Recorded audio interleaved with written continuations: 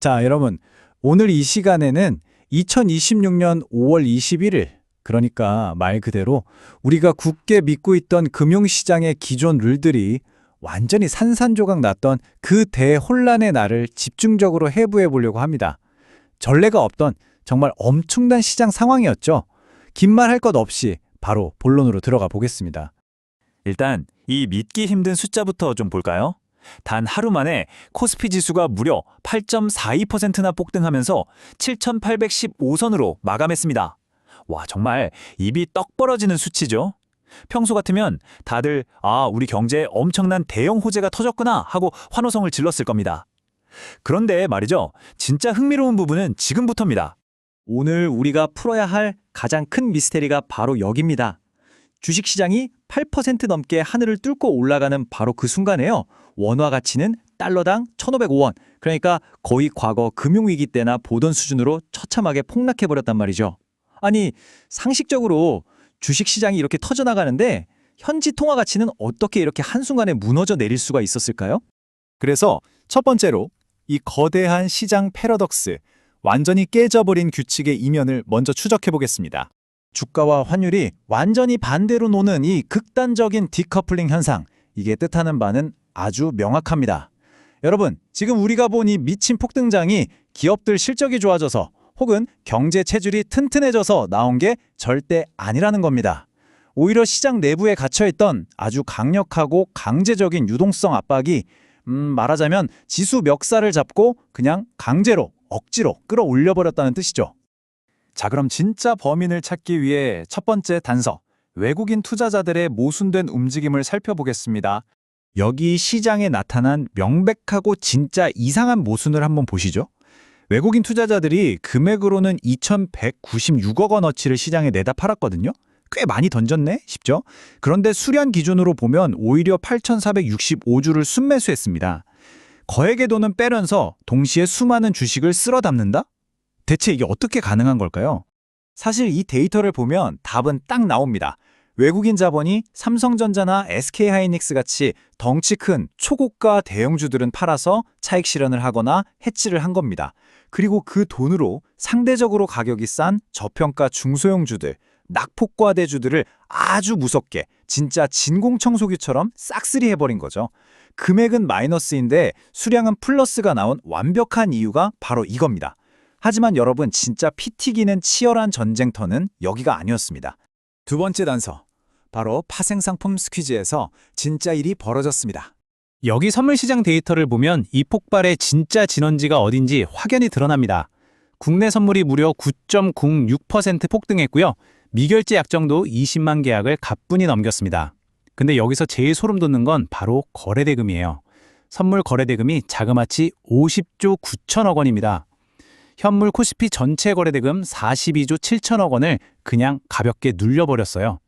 50조 원이라는 믿기 힘든 뭉칫돈이 파생시장에서 움직이면서 시장 전체 에너지를 거대한 상방, 즉 롱 세력한테 완전히 장악당해버린 겁니다. 게다가 이 폭등장에 불에 기름을 들이부은 게 바로 이 극단적인 쇼 스크램블 영상입니다. 시장이 떨어질 줄 알고 공매도를 쳤던 트레이더들이 지수가 미친 듯이 오르니까 어떻게 됐겠어요? 완전히 멘붕에 빠져서 순실을 막으려고 울며 겨자 먹기로 다급하게 시장가 매수를 마구 던진 거죠. 이 어마어마한 규모의 패닉성 쇼커버링 물량이 신규 매수세랑 엉키면서 도저히 멈출 수 없는 폭발을 만들어낸 겁니다.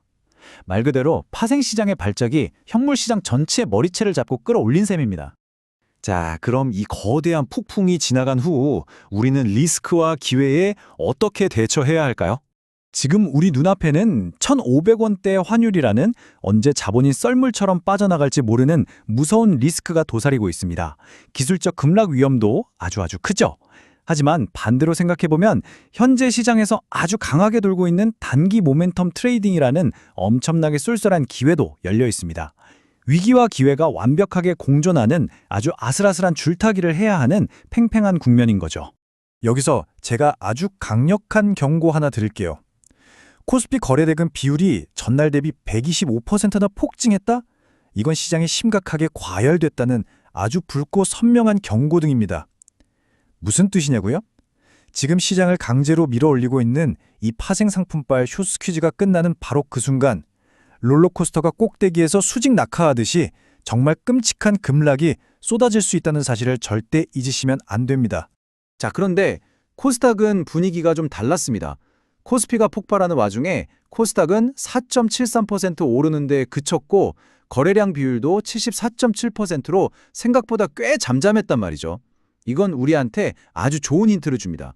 시장에 쏠린 자금이 아직 불붙지 않은 코스닥 쪽의 핵심 기술주나 성장주들로 빠르게 넘어가는 이른바 키 맞추기 순환매 기회가 아직 활짝 열려 있다는 뜻이거든요. 그렇다면 당신을 위한 시장 트레이딩 플레이북, 어떻게 포지션을 잡아야 할지 실전 가이드를 정리해 보겠습니다. 방금 본 이 앞뒤가 전혀 안 맞는 매크로 신호들 속에서 우리는 어떻게 살아남아야 할까요? 주식 현물만 하시는 롱올리 투자자분들은 일단 1,500원 환율이라는 공포에 맞서셔야 합니다. 환율 상승의 혜택을 제대로 받는 자동차나 조선 같은 수출주로 든든하게 방어막을 치시거나 아까 말씀드린 덜 오른 코스닥 소부장 가치주에 집중하셔야 해요.